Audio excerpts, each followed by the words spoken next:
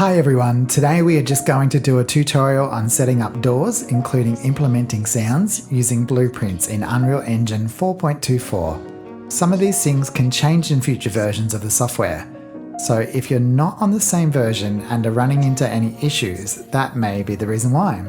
I wanted to keep this tutorial quick, but I also want to make sure that beginners can follow along and that you can truly learn this for yourself and then apply what you've learned to other projects in Unreal Engine. I find that some other tutorials don't always teach. They're more just something that you can copy to get the job done. So first of all, let's open up Unreal Engine and start a new project. We're going to choose games from the new project categories. And then for this one, let's select the third person template. We're going to be working with blueprints today, so check to make sure we have blueprint selected here. And we also want the starter content included. Choose your folder and name your project.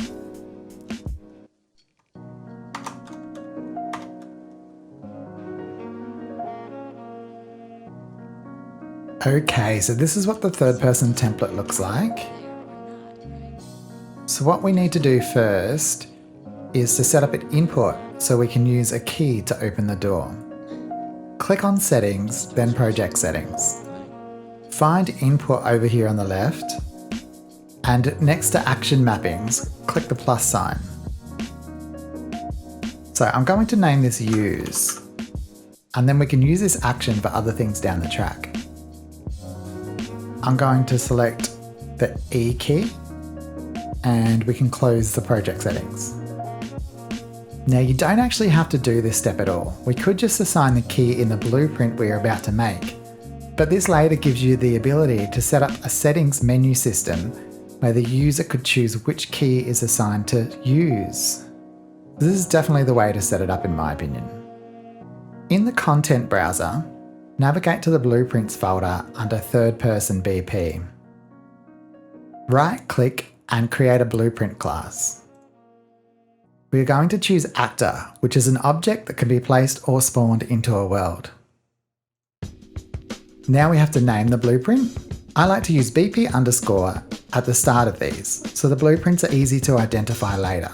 So we'll call this BP underscore door. Double-click to open the blueprint. Now we just need to add actually I'm going to dock this up here. And now we need to add the components of the door. There is a couple of ways you can do this. This time we're just going to add click component up here and select static mesh. Let's call this door. And over in the details panel over here, we want to come down to the static mesh section and type in door. And we want to choose this static mesh named SM underscore door. Just like we used BP underscore at the start of our blueprint, they have used SM for static mesh on this one. Cool, now we need to do the same thing for the door frame. We're going to do that a different way. So let's come back to the map here and we're going to navigate to starter content and props. And you'll see in here we have static mesh door frame.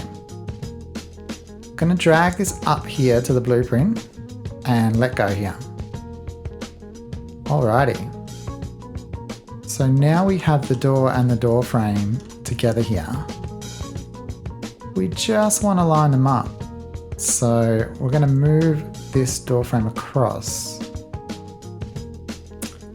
Get in nice and close to see if we're lined up well or not. And we may need to, I actually like to change the speed here to make it easier to get in nice and close to see what's going on. And we might have to change our snapping. So we're snapping to the grid here at a size of 10. I think we might need to change this to 5. And then we can move this across a little bit more. And it looks like we're lined up here, so we're good to go on that one. Okay, now that this is aligned, we need to set up an area to activate the door opening function. Click Add Component and select Box Collision. We're going to call this Box Collision. Now how this works is when our player character is within the bounds of this box, this will activate the key to open the door. So we want to resize this to fit the area where the player will be within reach of the door handle. So let's move it to around about the center of the door. And we're going to hit R on the keyboard to change to resize. And just drag this up. I have to hit W again to get to our move tool.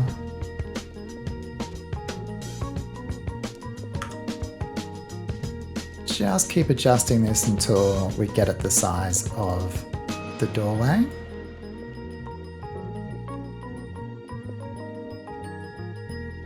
Now we don't want to make this too big. Otherwise, if you end up with a situation where, say, you have a couple of doors next to each other, if your player character is colliding with both boxes, the one key will open both doors simultaneously. Okay, now let's take a moment to sort out our issues over here. What we want to do is actually make this so the door frame is a child of the default scene root. And we want to make the door a child of the door frame. And this is debatable, but I think we make the box collision a child of the door. That way, when we open the door, let's go to rotate to open it, the box collision will move with it. Okay, so next we're going to add some sounds for the door. So a really good website to do this is called freesound.org. So just jump to freesound.org and then in the search, let's type opening door. All these sounds on the website, as you can see, are under the Creative Commons license. There's so many to choose from. So you can spend all day here looking through and choosing the sounds that you really want to use. Just a couple of tips though. You'll notice here that some of the sounds have either some silence or some background noise before and after the actual door sound. Let's have a listen. And as well as that, you also have these files that are both the door opening and then the door closing with a space in between. These are fine if you're able to download these and take them into a program like Adobe Audition and then trim them down yourself. You don't want any space at the start in particular, but at the end as well. Otherwise it's going to mess up your timing in Unreal Engine. And it's a bit of bloat that we don't need as well. Let's make everything as small as possible. So if you want to get it done quickly, I would suggest just choosing one that is just open and then another one that's just closed. Something like this looks like it doesn't have much of a lead into it. Like I said, you could spend all day here choosing these. Just choose your favorite one. If you need to, you'll have to get in there and trim the start and the end. Let me know in the comments if you'd be interested in seeing a video of me showing you guys how to do that. I have a couple here that I prepared earlier, so I'm just going to use them. So download the files and store them under your project folder. So here's mine. So there's a content folder and we're going to create a new folder called audio. Then you just want to paste those WAV files into there. Okay, so head back to Unreal Engine and you'll notice you have a pop-up down on the bottom right here that is asking you to import the audio files that it's just detected because we put it under the project there. So click import and you'll see now under content we have an audio folder and we have, these ones are called Office Door Close 1 and Office Door Open 1. Alrighty, so we can actually just select these. Click and then shift and then click the other one and drag them up to our blueprint. And let's drop them as a child under door. Alrighty. Okay, so our next step is to create a variable. We're going to come down here to variables and click the plus sign. And we're going to call this isDoorClosed. This will allow us to tell the engine and for the engine to tell us whether the door's closed or not. Now by default, the variable type here, as you can see on the details panel on the right, is a Boolean. So this is essentially a yes or no kind of statement, and that's exactly what we're after. And we want to check our default value down here, and it does say at the moment to compile the blueprint. So we'll click compile up here, and we've got is door closed. So the default value, we want to actually tick this on, because we're going to assume, in this case at least, that the doors start closed. Okay, so now we're going to select the box collision up here, and on the details panel on the right, scroll down to the bottom and find the on component begin overlap and click the plus button. Alrighty, this takes us through to the event graph. This is where we're going to basically put the majority of the blueprint together and tell the engine what to do with all these components that we've added to the blueprint. So first of all, what this is doing is saying when the player collides with this box, do this. So execute this. So we're going to grab this execute pin here, drag it out, and we're going to type in enable input. Select this one. And this one needs a player controller. So we're going to drag out here and we're going to type get player controller. So this is just assigning whoever's playing the game, their controller is connected to this enable input. So we're enabling that player's input when they collide with this box. And then what we want to do here as well is we're going to select this again and click on component end overlap. Drag this up here, drag out from the execute pin and type in disable input. So that will turn off this input key when we're not within range of that box. Drag out the target to the player controller again. So this just makes sure that we have to be standing within that space of the box for the door to open and close. If we didn't do this, then we could be standing anywhere within the game, hit the use key, and the door's going to open or close. Not what we want. Okay, so below here, what I'm going to do is we're going to right click and we're going to type in input action use. That's the use action we created earlier, which we assigned to E. So we'll click on that one. And we're going to drag out from the pressed pin. So when the use key is pressed, we're going to ask a question. So we're going to look up branch. So type in branch here. And then we get to add a condition to this. So a branch is a true or false statement again. And our condition is going to be our variable that we created earlier, the is door closed. So we type in is door and you'll see we have an option here for get is door closed. So this here is going to ask the system if the door is closed or not. And if the door is closed, we're going to open the door. And if the door is not closed, we're going to close the door.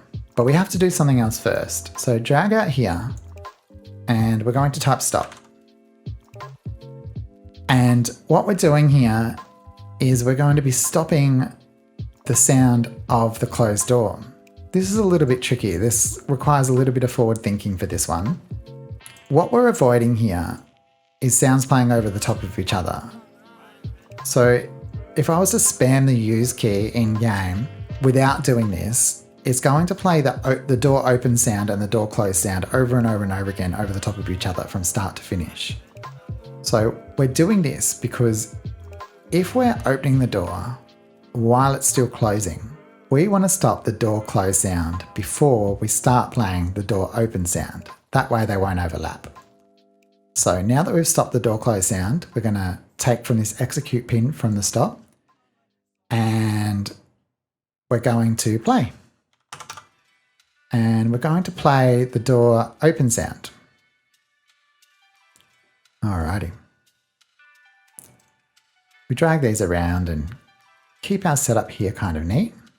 Okay. And then we can kind of go the other way here as well. So I'm going to drag false down here. So this is saying, is the door closed? No. Then we want to open it. So we're going to stop the open sound. We're going to stop. Door open.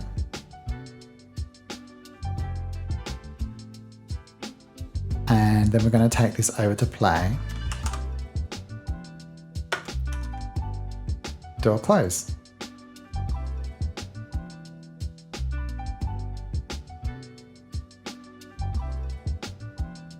So then we actually need to give this variable, this isDoorClosed variable, some information.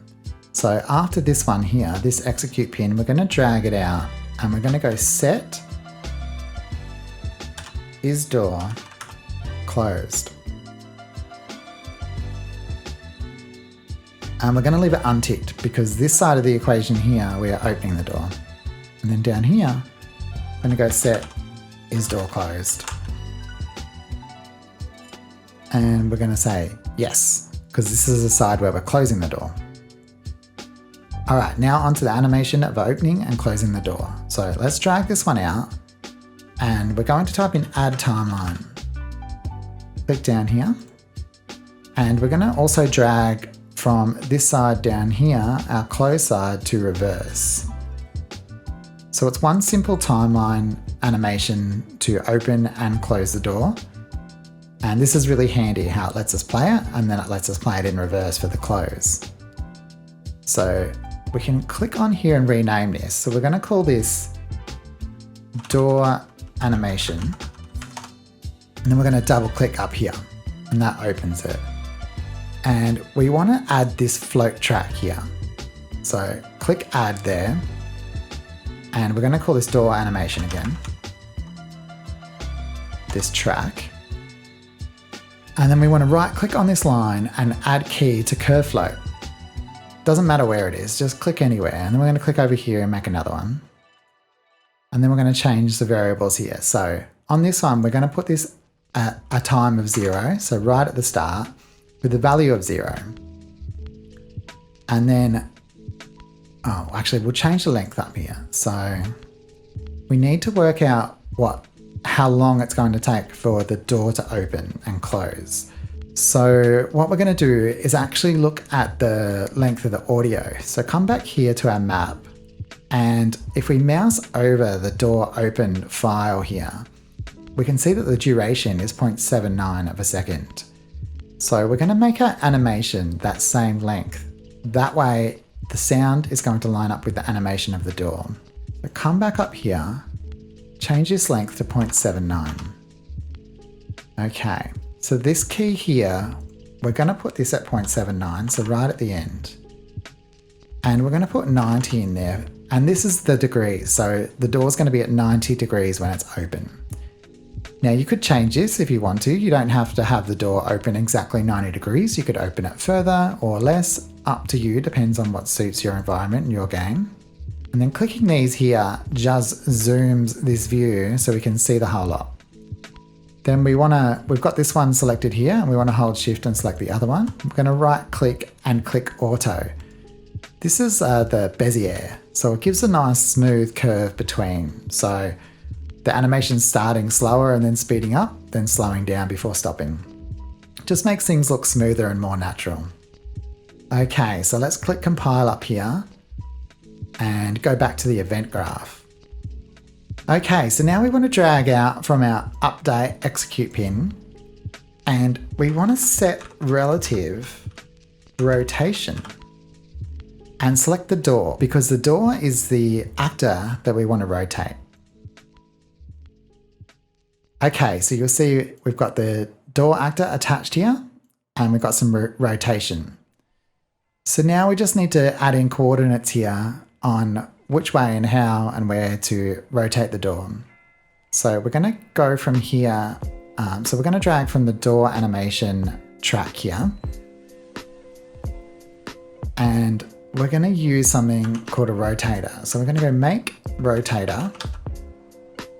Click on that one. And by default, it's actually connected to the X here, which is a roll. And we actually want to connect it to the Z or the yaw. If we look back in the viewport and select the door, you'll see that this one here is the yaw or the Z. So that's the one we actually want to rotate to open the door. So go back to the event graph and we hold Alt and click this little thing here and it's going to detach that. And we can drag out and connect it here instead to the yaw. Alrighty. And then we're sending the return value over to the new rotation. Okay, so now's time to hit compile, come back to the map. Let's navigate back to our blueprints folder down here, grab our BP door, drag it in and see if it works. Hit play up here. Whoop. Now I just heard the door. I made a little mistake there. So let's hit escape to get out. Come back to the blueprint, select our sound, and down the bottom of the details panel, there is an option for auto activate.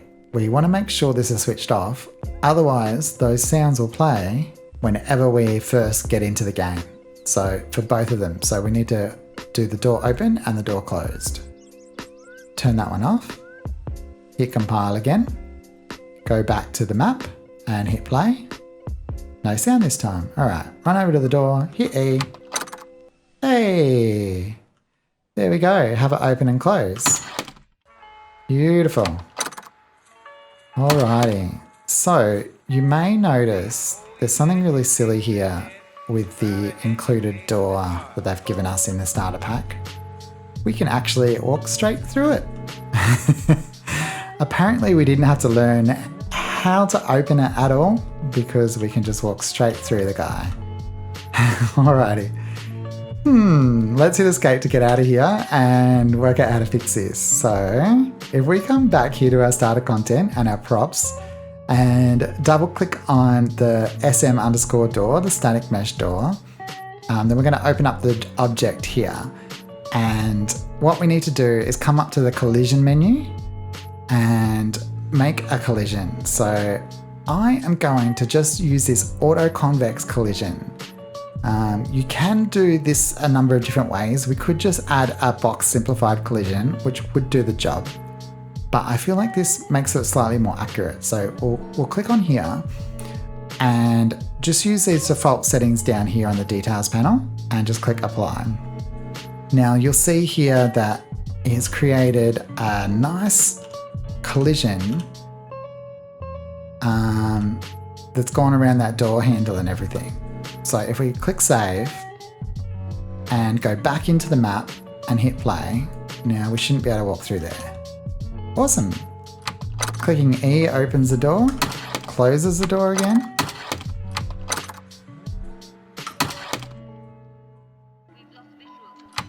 Alrighty guys. Okay, so that's it. Basically, we all have it done. You may notice that the sound is a little bit loud.